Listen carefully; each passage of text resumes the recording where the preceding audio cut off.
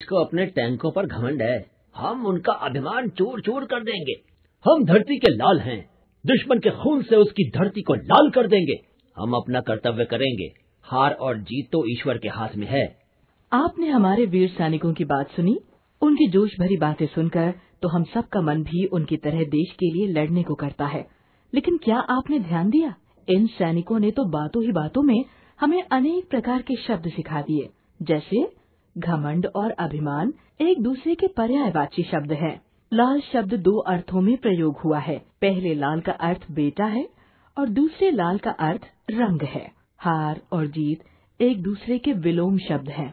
आइए आज हम हिंदी भाषा में अलग अलग प्रकार के शब्दों के बारे में जानते हैं। सबसे पहले हम पर्यायवाची शब्द पढ़ेंगे। समानार्थी शब्द वे शब्द जो भिन्न होते हुए भी किसी एक अर्थ को स्पष्ट करते हैं, समानार्थी या पर्यायवाची शब्द कहलाते हैं। समानार्थी शब्दों का प्रयोग करते समय इस बात का ध्यान रखना चाहिए कि प्रत्येक स्थिति में एक शब्द के स्थान पर उसके समानार्थी शब्द का प्रयोग सही नहीं हो सकता। जैसे अध्यापिका ने बच्चों को नरेश रानी की कहानी सुनाई। नरेश शब्द वाक्य की आवश्यकता को पूरी न करने के कारण अटपटा लग रहा है। अब निम्नलिखित वाक्य को पढ़िए। अध्यापिका ने बच्चों को राजा रानी की कहानी सुनाई। आइए कुछ समानार्थी शब्दों को जाने। अग्नि, आग, अनल, पावक, ज्वाला। अनुपम, अद्वितीय, अनोखा, अद्भुत, अपूर्व। असुर, दैत्य, दानव, राक्षस, निशाचर। अश्व, घोड़ा, तुरंग, है, बाजी, घोटक। अमृत, सुधा, पीयूष, अमीय, सोम, अमी। अंधकार, तिमिर, अंधेरा, तम, तमिश्र। अतिथि, अभ्यागत, आगंतुक, मेहमान, पाहुना। आँख, नेत्र, लोचन, दृग, चक्षु, नयन। आकाश, गगन, आसमान, अंबर, नभ, अनंत। आनंद, प्रमोद, हर्ष, उल्लास, प्रसन्नता, खुशी। इच्छा, अभिलाषा, आकांक्षा, लालसा, कामना। ईश्वर, ईश, भगवान, परमात्मा, परमेश्वर, प्रभु। उद्यान, बाग, बगीचा, फुलवारी, उपवन। किनारा, तट, तीर, कगार, कूल। गणेश, गणपति, गजानन, लंबोदर, विनायक। घर, गृह, भवन, आवास, सदन, गेह, धाम। चतुर, पटु, सयाना, कुशल, योग्य, प्रवीण। चंद्रमा, चंद्र, शशि, राकेश, इंदु, सुधाकर। जल, नीर, अंबु, तोय, वारे, पानी, पेय। जंगल, वन, कानन, अरण्य, विपिन। तलवार, असी, खड़ग, शमशीर, करवाल। तालाब, सरोवर, सर, ताल, जलाशय, तड़ाग। दुख, कष्ट, शोक, व्यथा, वेदना, पीड़ा। दिन, दिवस, वासर, वार। ध्वजा, झंडा, पताका, ध्वज, केतु। नौकर, सेवक, दास, परिचारक, भृत्य। पक्षी, खग, चिड़िया, द्विज, पतंग, विहग। पहाड़, पर्वत, गिरी, अचल, शैल, नग। पवन, वायु, हवा, समीर, अनिल, वात। पुत्र, बेटा, लड़का, सुत, तनय, लाल। बादल, घन, जलद, जलधर, मेघ, पयोद। मित्र, मीत, सखा, सहचर, दोस्त, सुहृदय। मुक्ति, मोक्ष, निर्वाण, परमपद, सद्गति। अनेकार्थी शब्द प्रत्येक भाषा में कुछ शब्द ऐसे होते हैं जिनके एक से अधिक अर्थ होते हैं। ये शब्द विभिन्न प्रसंगों में वाक्यों में प्रयुक्त होकर अलग अलग अर्थ देते हैं। जो शब्द भिन्न भिन्न परिस्थितियों के अनुसार भिन्न भिन्न अर्थ देते हैं, वे अनेकार्थी शब्द कहलाते हैं। आइए कुछ अनेकार्थी शब्दों को जानें। अर्थ, धन, के लिए, प्रयोजन, कारण। अमृत, अन्न, दूध, पारा, जल, स्वर्ण। अली, भौरा, सखी, कोयल। कर, हाथ, किरण, टैक्स, क्रिया का रूप। कनक, सोना, धतूरा, गेहूं। कुल, सब, वंश, गुरु। शिक्षक, बड़ा, भारी। घट, घड़ा, शरीर, मन। घन, बादल, घना, घटा, हथौड़ा। जीवन, जल, प्राण, वायु। तीर, किनारा, बाण। तात, पूज्य, प्यारा, मित्र, बड़ा, प्रिय। दंड, जुर्माना, सजा, एक प्रकार की कसरत। दुर्ग, कठिन, दुर्गम, एक असुर का नाम। नभ, आकाश, शून्य, खाली, शिव, जल। नाग, सर्प, हाथी, पान, बादल, मनुष्य। पद, पैर, स्थान, रक्षा, उपाधि, पट, वस्त्र, पर्दा, चित्रपट, छप्पर, कपाट, पृष्ठ, पीठ, पेज, पीछे का भाग, फल, लाभ, नतीजा, गुण, बाण, प्रयोजन। विलोम शब्द विपरीत अर्थ देने वाले शब्द विपरीतार्थक या विलोम शब्द कहलाते हैं। तत्सम शब्दों के विलोम शब्द सदैव तत्सम तथा तद्भव शब्दों के विलोम शब्द सदैव तद्भव होते हैं। इसी प्रकार देशज तथा विदेशी शब्दों के भी समान विलोम शब्द होते हैं। कहीं कहीं पर किन्हीं दो शब्दों के अर्थों की स्पष्टता के लिए उन शब्दों के विलोम शब्दों का ज्ञान उपयोगी सिद्ध होता है। कुछ विलोम शब्द मूल शब्द से पहले उपसर्ग जोड़कर भी बनाए जाते हैं तथा कुछ विलोम शब्द दिए गए उपसर्ग के स्थान पर अन्य उपसर्ग लगाने से भी बनते हैं।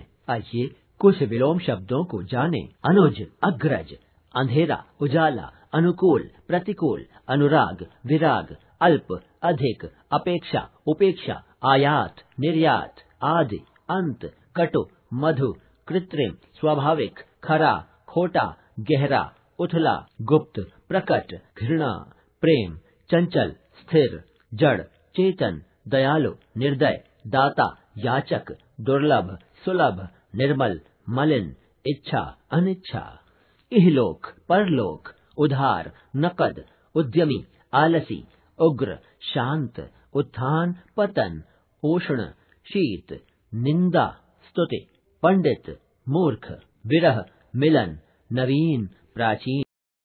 समरूपी भिन्नार्थक शब्द कुछ शब्द ऐसे होते हैं जो ध्वनि एवं वर्तनी की दृष्टि से बहुत कुछ समान लगते हैं, किंतु अर्थ की दृष्टि से ये एक दूसरे से सर्वथा भिन्न होते हैं। ऐसे शब्दों को समरूपी भिन्नार्थक शब्द कहते हैं। ये सुनने में एक समान लगते हैं, किंतु इनके अर्थ भिन्न भिन्न होते हैं।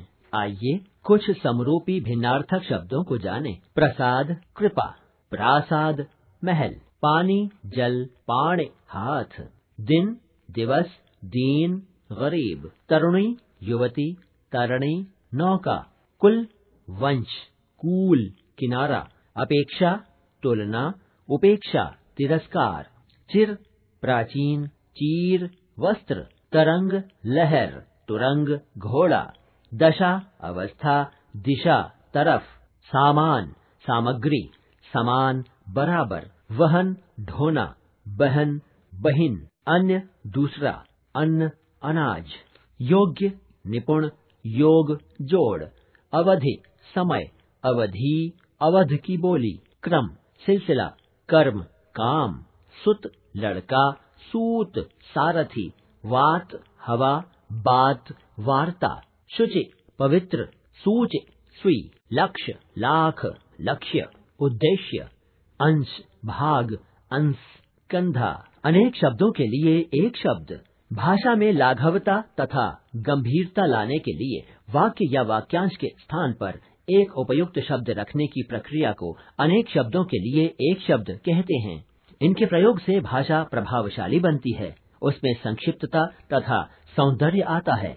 आइए कुछ अनेक शब्दों के लिए एक शब्द को जानें जो अनुकरण करने योग्य हो, अनुकरणीय, जिसमें धीरज न हो, अधीर, जिसकी कल्पना न की जा सके, अकल्पनीय, जिसका ज्ञान कम हो, अल्पज्ञ, जिसका कोई शत्रु न हो, अजात शत्रु, जिसका मूल्य आंका न जा सके, अमूल्य, जो आंखों के सामने न हो, अप्रत्यक्ष, जिस पर मुकदमा चल रहा हो, अभियुक्त, अचानक होने वाली घटना, आकस्मिक, जिसकी उपमा न हो, अनुपम, जो बुराई के लिए प्रसिद्ध हो, कुख्यात, जानने की इच्छा रखने वाला, जिज्ञासु, जिसे कभी बुढ़ापा न आए, अजर, जिसकी गिनती न की जा सके, अगणनीय, जो दूसरों से ईर्ष्या रखता हो, ईर्ष्यालु, जिसने ऋण चुका दिया हो, उऋण, जो उच्च कुल में पैदा हुआ हो, कुलीन, किए हुए उपकार को न मानने वाला, कृतघ्न, जो कठिनाई से प्राप्त हो, दुर्लभ, दूसरों का भला करने वाला, परोपकारी,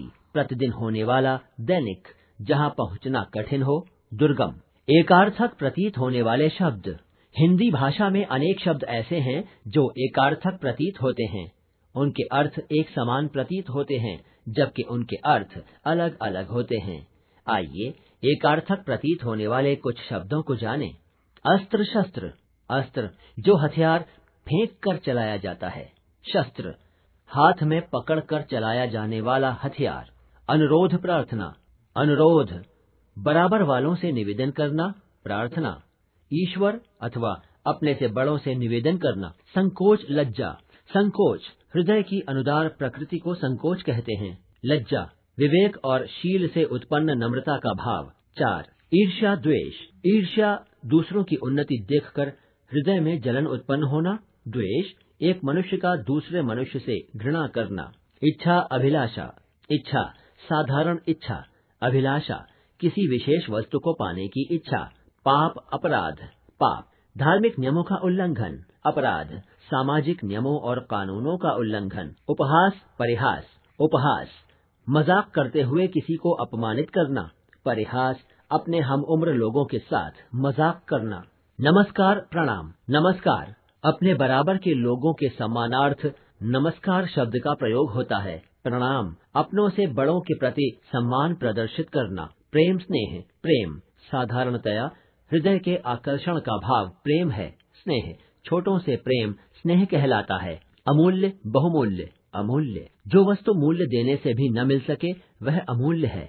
बहुमूल्य जिस वस्तु का मूल्य अत्यधिक होता है उसे बहुमूल्य कहते हैं। अब तक हमने सीखा शब्द युगमों में कभी कभी एक शब्द अर्थात अपने आप में निरर्थक होता है, लेकिन जोड़े में आकर वह अर्थ की छवि में गुणात्मक परिवर्तन करता है। पर्यायवाचियों के अर्थ एकदम उसी अर्थ में अर्थात कभी कभी नहीं लिए जाते हैं, जैसे पृथ्वी और वसुंधरा।